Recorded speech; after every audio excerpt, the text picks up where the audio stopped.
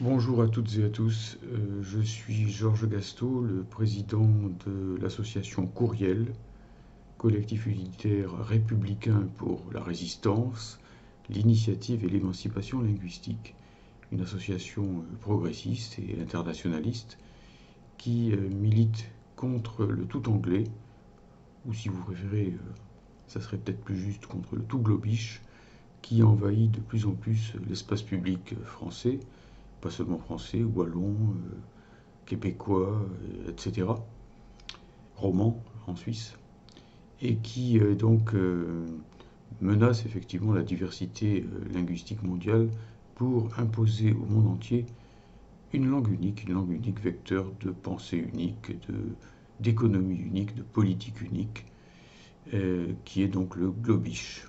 Le globish promu par les élites, par l'Union européenne, nous y reviendrons. Cette vidéo a pour but principal de présenter l'action qui sera menée le 15 janvier prochain à Paris, près de la fontaine Molière, à l'occasion du 400e anniversaire de la naissance de Jean-Baptiste Poquelin, dit Molière.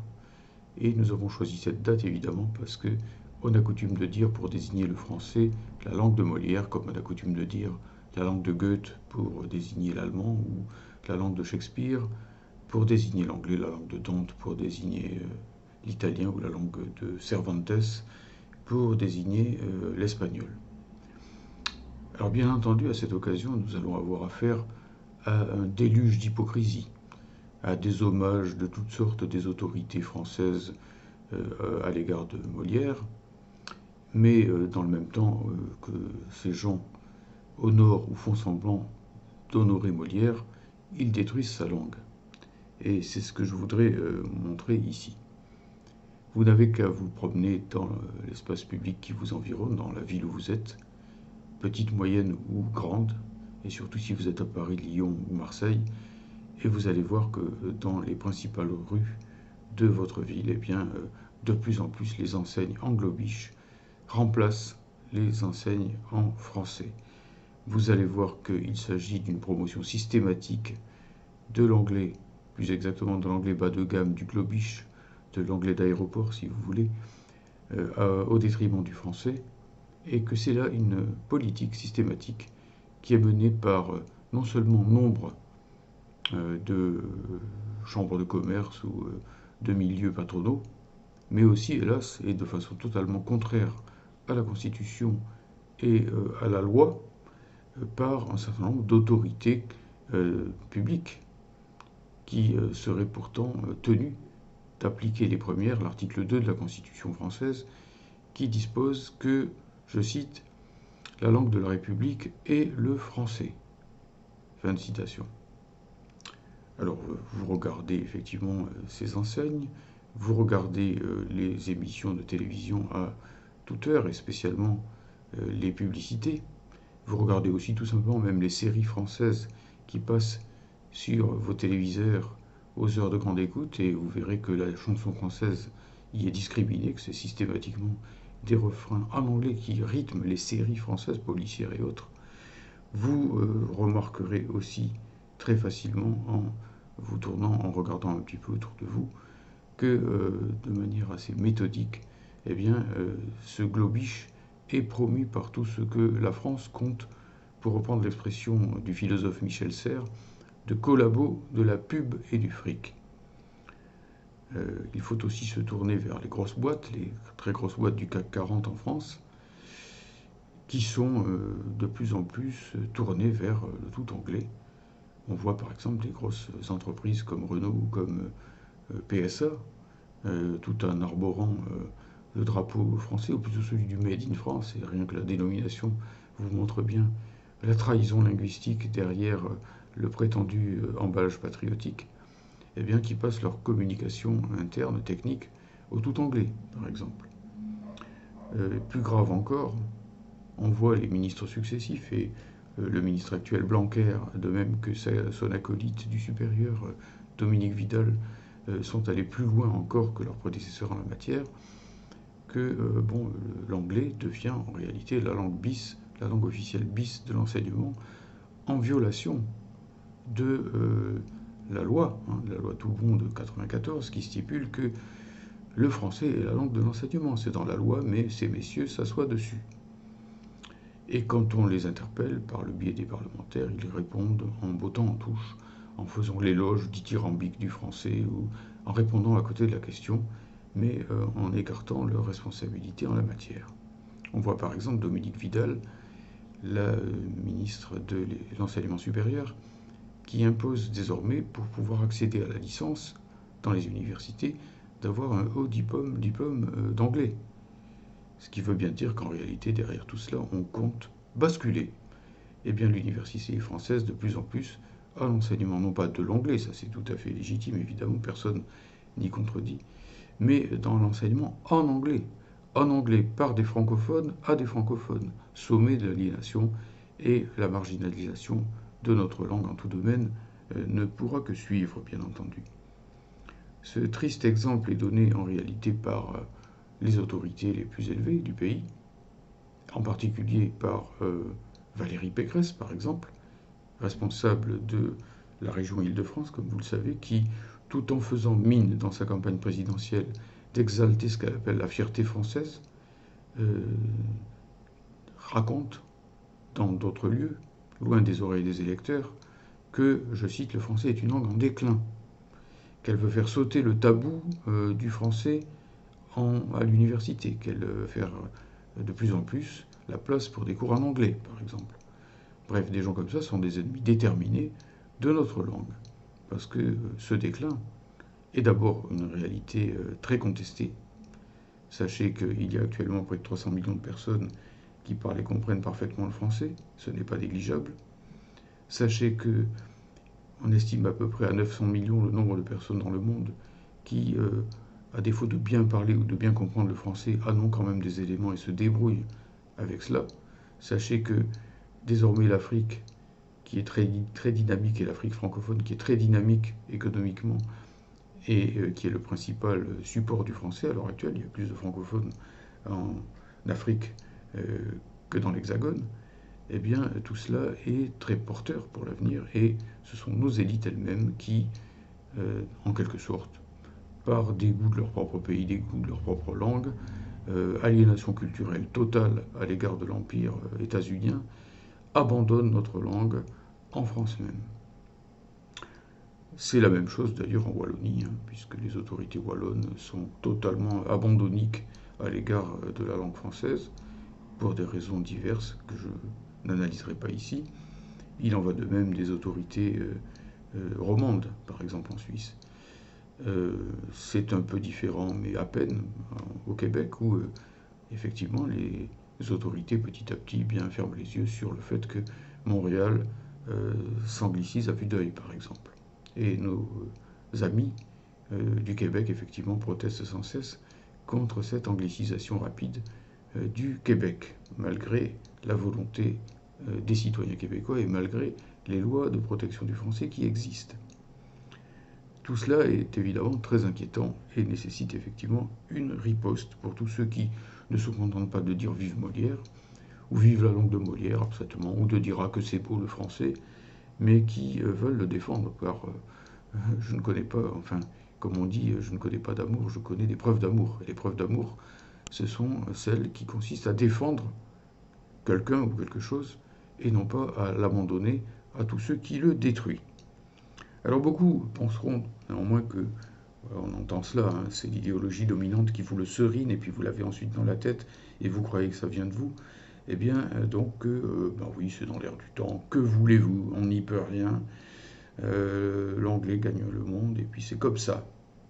C'est comme ça aussi que le néolibéralisme gagne le monde, et que les acquis sociaux sont détruits. C'est comme ça aussi que la souveraineté de la France est perdue, et que petit à petit, effectivement, ou peut-être plutôt de plus en plus vite, eh bien, l'empire euro-atlantique domine notre pays, qui perd de plus en plus la capacité de se diriger lui-même et qui abandonne successivement toute la protection sociale, tous les services publics, la République indivisible, la laïcité, etc. Tout ce qui a fait la richesse de son histoire. C'est comme ça, on n'y peut rien. Baissons les bras. Exactement comme certains disaient en 1940 qu'on n'y pouvait rien, que les Allemands étaient les plus forts, que voulez-vous, on a perdu la guerre, et ainsi de suite. Heureusement qu'à l'époque, il y a eu quand même quelques personnes, on appelait ça des résistants, qui n'ont pas tenu ce discours, qui se sont dressés et qui ont rétabli notre liberté et notre dignité. Et c'est à ceux qui ne sont pas fatalistes, ce fatalisme qui est souvent, ou même toujours, l'alibi de la lâcheté, l'alibi de la veulerie, l'alibi de la collaboration, que je m'adresse aujourd'hui en disant ressaisissons-nous, reprenons langue, ne nous laissons pas couper la langue, défendons-nous, résistons, non pas simplement en défendant le français, mais en nous défendant avec le français. Car il ne s'agit pas simplement de l'air du temps, il s'agit surtout d'une politique linguistique délibérée, qui est menée à notre insu, sans débat aucun, avec une censure impitoyable des médias qui ne posent jamais ce problème. Essayez donc de poser une question sur France Inter ou dans d'autres médias à ce sujet, dans les émissions prétendument interactives, j'en ai fait l'expérience, et vous ne serez jamais sélectionné. Vous ne pourrez jamais dire, comme tous ces braves gens qui parlent sur France Inter, je vous remercie d'avoir choisi ma question et je vous félicite pour la qualité de vos émissions. Bon, non, vous ne serez pas sélectionné. Alors effectivement, à partir de là, eh bien, il nous reste à nous prendre, nous, par la main et à regarder donc en face ce que j'appelle bel et bien une politique linguistique, politique de substitution, politique d'arrachage linguistique, pas une politique de basculement linguistique. D'arrachage, puisque lorsqu'une expression française existe, on l'extirpe pour en mettre une anglaise à la place. Regardez par exemple donc toutes ces firmes ou toutes ces enseignes qui délibérément suppriment donc la référence au mot français. On a vu même des services publics procéder de cette façon-là, avec les Everywhere Available de France Télécom, devenu Orange, faut-il dire Orange, avec la SNCF qui promeut ses Ouigo, alors c'est écrit OUI pour faire passer la pilule, mais c'est de l'anglais bien évidemment, avec toute une série donc d'enseignes de cette sorte, de publicités de cette sorte, où délibérément l'anglais est promu à la place du français. On n'est plus devant le franglais des années 60-70 dénoncé par Étiamble, où effectivement des mots anglais trop nombreux sans doute envahissaient l'espace francophone. C'est pire que ça. Maintenant, on n'emprunte pas des mots qui nous manquent à l'anglais, on remplace des mots français qui existent depuis belle lurette pour les remplacer par des mots anglais. Il y a encore pas très longtemps, la SNCF bien parlait par exemple de TGV Night. Que je sache, le mot nuit existe en français, ou de Family TGV. Le mot famille existe en français. Que je sache d'ailleurs, il est à l'origine du mot anglais family. Donc nous sommes effectivement ici devant une politique systématique, méthodique, qui ne dit pas son nom, et qui est donc foncièrement antidémocratique, d'arrachage linguistique. Prenons-y garde parce que avec cette substitution méthodique d'un certain nombre de mots français par des mots anglais, eh bien on va vers tout bonnement la relégation du français qui, bien souvent, regardez les journalistes, y compris sur le service public, qui vous disent le mot anglais puis la traduction française, et qui ensuite éliminent la traduction française et ne gardent que le mot anglais. Pendant la période du Covid, ça a été particulièrement flagrant. On ne parlait plus de foyer épidémique, mais de cluster. On ne parlait plus de... Enfin, si vous voulez, je ne vais pas ici épiloguer sur tous les mots qui ont été introduits à la faveur de l'épidémie, mais c'est littéralement sans fin. Et donc, bon, voilà, tous ces gens, en plus, le font avec une large bonne conscience, en souriant jusqu'aux deux oreilles et en disant en bon français, voilà, en bon français, comme on dit, un cluster. Et puis après, voilà, le mot est matraqué et c'est lui seul qui reste dans les têtes. Je crois que d'une façon générale, il faut en avoir conscience. Il y a donc une volonté de la part de nos prétendues élites néolibérales, qu'elles soient politiques, qu'elles soient médiatiques, qu'elles soient surtout économiques, parce que tout cela vient du grand capital, de l'oligarchie financière, et bien tout simplement d'imposer une langue unique à l'Europe, une langue unique au monde, C'est le baron Sellière, qui était l'ancien président du MEDEF en France et qui était devenu en 2004 donc le président du syndicat patronal européen Business Europe, qui devant le Conseil des ministres et des chefs d'État européens avait déclaré: je ne vous parlerai plus désormais qu'en anglais, la langue des affaires. Je dis bien la langue, pas une langue, la langue des affaires et de l'entreprise, avec effectivement dans les grosses boîtes de plus en plus une obligation de travailler en anglais, ou si on travaille encore en français, de truffer ce français de tellement de mots anglais que ce n'est plus qu'une sorte de patois absolument insupportable, hein, qu'une sorte de franglish absolument imbuvable, qui tue encore plus vite le français que le fait même de parler directement en anglais. Et pourquoi tout cela? Pourquoi tout cela? Alors d'abord pour des raisons d'asservissement idéologique. On voit bien que nos élites ne croient plus à la France, ne croient plus aux Français, que Mitterrand déjà, au tout début de son règne, disait « La France est notre patrie, l'Europe est notre avenir ». Si vous analysez bien cette phrase, vous voyez bien qu'elle veut dire que la France c'est le passé, que l'Europe c'est le futur. Et donc, du coup, évidemment, il faut une langue pour l'Europe. Bon, alors, comme on ne peut pas décemment demander que ce soit l'allemand pour des raisons historiques assez faciles à comprendre, et comme on ne veut pas non plus dans les élites européennes que ce soit le français, eh bien, on bascule à l'anglais. Et on veut unifier le marché européen, on veut unifier l'État européen en construction, on veut se soumettre à l'OTAN dont la langue de travail est déjà l'anglais, bien entendu. Et par conséquent, évidemment, on veut mettre en place une langue unique, parce que quand on construit un État européen, un État euro-atlantique en l'occurrence, puisque chacun voit bien qu'il est piloté par l'Allemagne, par Berlin, disons plutôt, par l'élite allemande en Europe et supervisée par l'élite américaine depuis Washington, eh bien, on se saisit ici de l'anglais. Et derrière, il y a un projet totalitaire, néolibéral, ultra-capitaliste, qui est tourné contre les classes populaires. D'abord, évidemment, si les pays, les uns après les autres, basculent à l'anglais, vous comprenez bien que ceux qui ne parleront pas l'anglais, ou ceux qui le parleront mal, ceux qui ne seront pas English Mother Tongue, c'est-à-dire langue maternelle anglais, y compris les petits malins qui se débrouillent en anglais, seront largués. Ça ne suffira pas. Hein.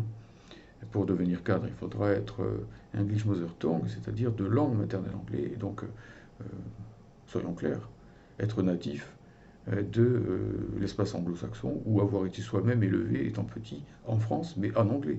Hein. C'est un arrachage total, c'est une destruction évidente de la nation française, mais aussi de la nation italienne, de la nation allemande, de la nation portugaise, et j'en passe. Alors effectivement, le but serait aussi, si vous réfléchissez bien, d'élargir le marché du travail à l'échelle mondiale ou européenne.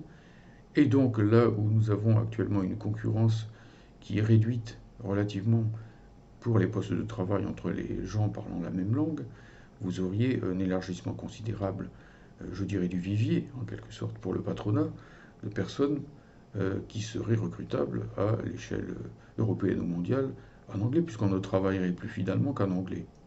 Et à partir de là, bien sûr, ce qui se passerait, c'est que pour un emploi, vous n'auriez plus 10 candidats, mais 100 ou 1000, et vous pouvez par conséquent prévoir très facilement tout simplement l'écroulement des salaires en vertu de la loi de l'offre et de la demande.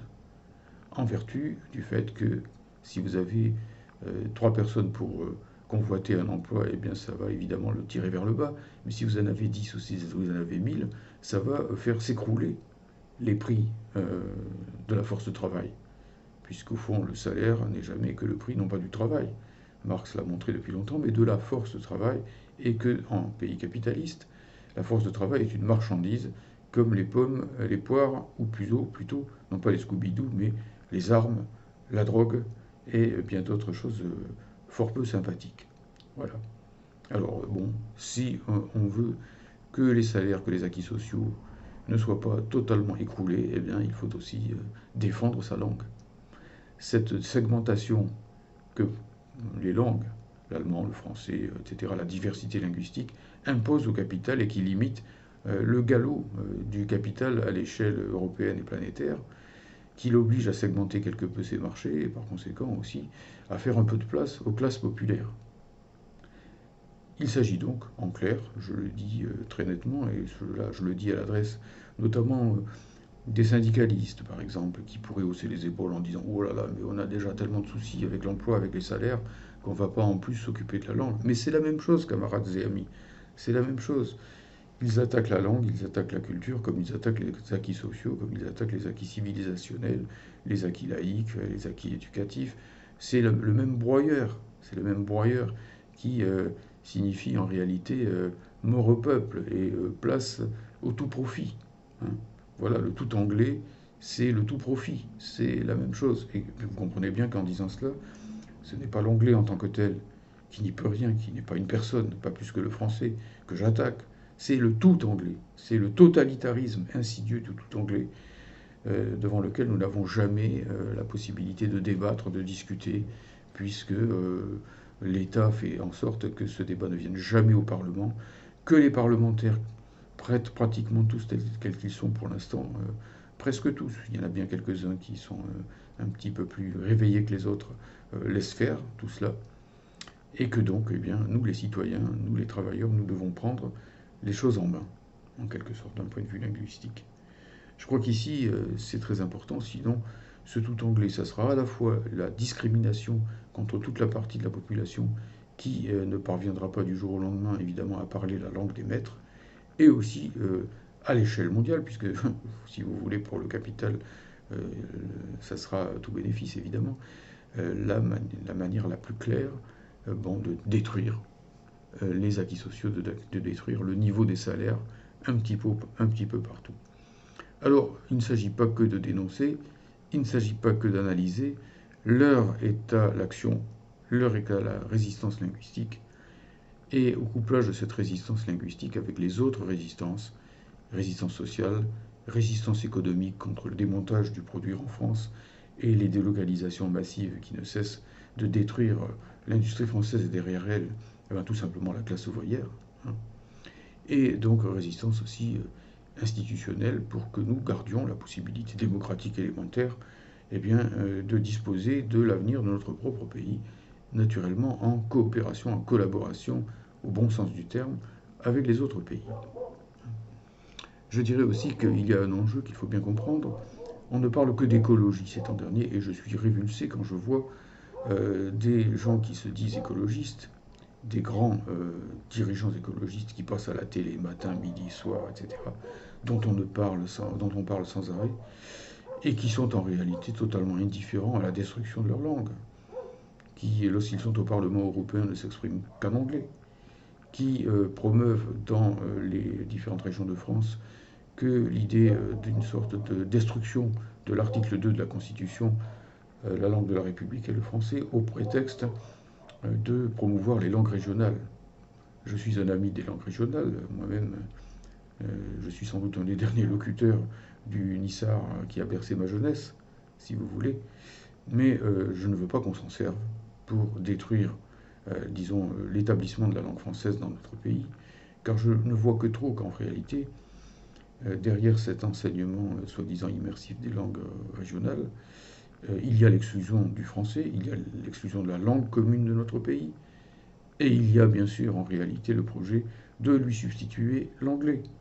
Hein, puisque, en gros, le deal, parlons comme eux, se fera au détriment du français, entre d'un côté beaucoup de langues régionales, beaucoup d'anglais et très peu de français, voire pas du tout de français. C'est déjà en cours de réalisation, ce genre de choses. Monsieur Blanquer accompagne ce projet. Récemment, dans les dernières nouvelles d'Alsace, il exprimait l'idée que, on allait bien pouvoir passer à un enseignement immersif subventionné par les collectivités publiques dans les écoles privées en langue régionale, pourvu qu'on mette, je le cite, un peu de français. Voilà, autrement dit qu'on fasse semblant, quoi. Qu'on fasse semblant d'être français, qu'on fasse semblant de parler français, qu'on fasse semblant de parler encore dans une république une et indivisible, héritière de la Révolution française. Alors je le dis, il faut défendre les langues régionales, il faut que ce patrimoine indivisible de la nation puisse être maintenu et encouragé dans le cadre de l'éducation nationale avec les moyens nécessaires pour cela, et ça signifie combattre l'austérité qui a frappé le service public d'éducation depuis des dizaines et des dizaines d'années au nom de l'euro, au nom de la construction européenne, au nom des critères de Maastricht. Tout ça, ça signifie des moyens importants, mais ça ne doit pas se faire au détriment du français. Et ça ne doit pas se faire en remplaçant, en réalité, le français par le globish.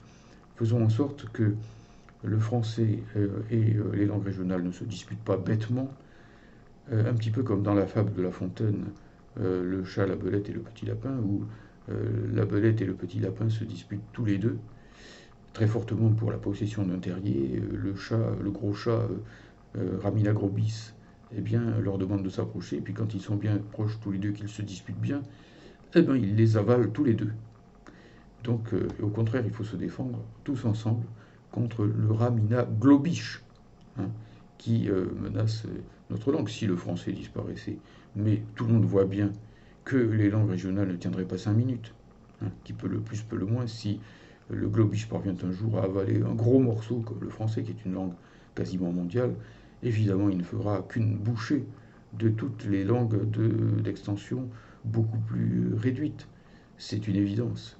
Hein. Voilà donc ici que nous devons défendre à la fois notre patrimoine linguistique commun, le français, et bien entendu dans les régions où il existe une forte demande pour cela, occitane ou bretonne ou basque ou corse ou alsacienne, etc., ou flamande, les langues régionales qui sont une richesse, hein, pour notre pays, que personne ne croit ici que nous, les défenseurs du français, qui défendons la diversité linguistique, y compris en France, y compris dans le monde, serions des ennemis de ces langues régionales.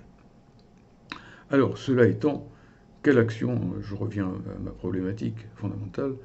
La première des choses, c'est que actuellement, donc, les associations de défense du français, toutes ensemble, comptent porter plainte contre la Commission européenne, qui de plus en plus, dans le cadre de cette politique qui n'ose pas dire son nom, avec Madame Ursula von der Leyen à sa tête, bascule l'Europe au tout anglais en plein Brexit. C'est quand même ridicule.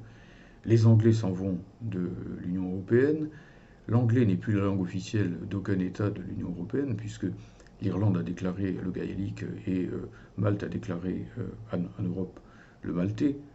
Et c'est l'anglais que la Commission européenne et que le parquet européen érigent en langue de travail de ces institutions européennes, au mépris des traités européens, qui disent que l'UE est censée respecter la personnalité de chacune des nations qui la composent. Et qu'est-ce qui est central dans chaque personnalité nationale, si ce n'est sa langue? Bon, donc, première chose. Alors, il faudra suivre ces choses de près. Deuxièmement, il y aura le 20 mars, l'appel de nombreuses associations. Le 20 mars, c'est la journée mondiale de la francophonie. Eh bien, une action forte, unitaire, qui aura lieu. Et je n'en dis pas plus long, parce que ce n'est pas Courriel, mon association, qui est à son origine, mais donc c'est un ensemble d'associations qui, le moment venu, s'exprimeront collectivement à ce sujet. Je voudrais moi surtout mettre en valeur, dans l'immédiat, la préparation d'une action que je demande à tous les progressistes, à tous les internationalistes, à tous les syndicalistes de soutenir, celle qui se déroulera à Paris le 15 janvier, donc le 400e anniversaire de la naissance de Molière, devant la Fontaine Molière. Il y a un endroit à Paris qui s'appelle la Fontaine Molière. Vous trouverez ça facilement sur n'importe quel guide touristique. Et nous ferons le nécessaire pour que s'exprime à ce moment-là, eh bien, cette défense internationaliste, progressiste, anti-néolibérale, si l'on peut dire, de la langue française. Et donc, déjà, un certain nombre de groupes, d'associations ont signifié leur venue à ce rassemblement. Et naturellement, il ne réussira pas s'il n'y a pas une grande implication, puisque, comme vous le remarquez, mon association Courriel n'a pas beaucoup de moyens, et surtout, elle est universellement censurée. Et donc, il ne faut pas compter sur la grande presse, sur les médias, etc., pour faire la publicité de ce rassemblement. Lors de certaines actions décidées par des gens qui sont bien en cours, les médias sont là dès qu'il y a 50 personnes avec une pancarte. Mais quand il y a une action du genre de celle que je propose, même si nous étions 5 fois plus nombreux.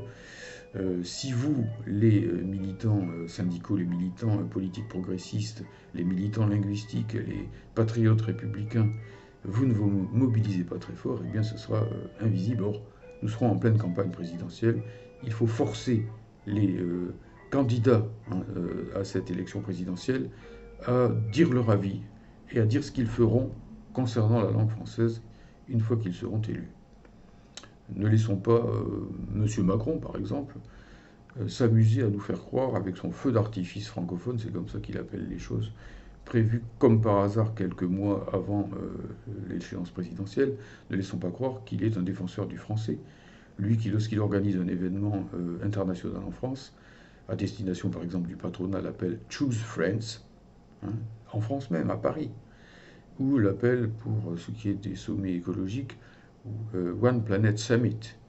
On ne peut pas dire le sommet d'une seule et même planète. Hein. Donc, bon, ce personnage qui est censé défendre la Constitution, l'article 2, que j'ai cité plusieurs fois, et la loi Toubon, s'assoit dessus quand il s'agit de ses propres activités. Dans ce cas, c'est toujours la même chose. Nous devons, et lui comme d'autres, hein, Sarkozy a fait pareil avant et Hollande aussi, eh bien, nous devons être vigilants, et c'est de nous que doit venir la résistance. C'est nous, peuple français. C'est nous, francophones du monde entier, français et non français. C'est nous, francophones de France, qui ne sommes pas français, parce que cette politique vise aussi les travailleurs immigrés venus d'Afrique ou les étudiants venus d'Afrique qui sont francophones, bon, en reléguant sans cesse le français à l'arrière-plan. C'est un camouflet, une humiliation linguistique permanente qu'on nous inflige, et une discrimination de fait. Hein, donc voilà, pourquoi ne lutterions-nous pas contre cela? Je termine en m'adressant à ceux qui sont sensibles aux thématiques écologiques. L'une des grandes thématiques écologiques, c'est la défense de la biodiversité. Eh bien, la défense de la biodiversité, ça passe aussi par la défense de la diversité culturelle. La casse de la diversité culturelle et linguistique mondiale au profit d'une langue unique, c'est pas moins grave pour l'avenir de la culture que la destruction de la biodiversité pour l'avenir de la nature. Voilà, je vous remercie. Imposons donc ce débat sur la langue. Ne nous laissons pas arracher la langue. Ensemble, reprenons langue. Je vous remercie.